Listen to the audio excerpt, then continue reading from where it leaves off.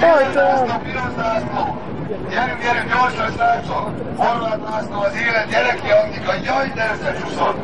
De összecsúszott ez a kislány! De adja Úristen! Varga Andrát egész 2 napon keresztül! 2 napon keresztül csak a majmondban megy, és a mentő Istenem, csak ne kelljen mentő! Csak azt ne kelljen! Mindenképpen kell ilyenkor, mert megvizsgálják.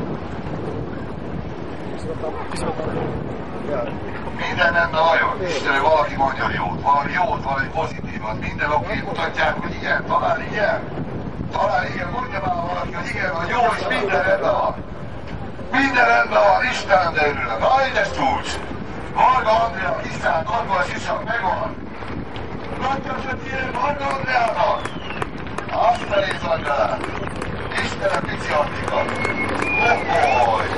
Kérem szépen, nem tudom, hogy hányat forgat pörgött. Én szerintem ezt Varga András ezt tudja megmondani. Ha valaki tudta számolni, az szóljon. 4-et azt mondják. 4-et pörgött.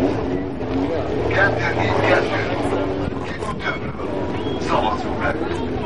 Rajta, figyeljetek, hányat pörgött. Ákos? Mennyi van még rajta a szalagon? Még mennyi fér rá?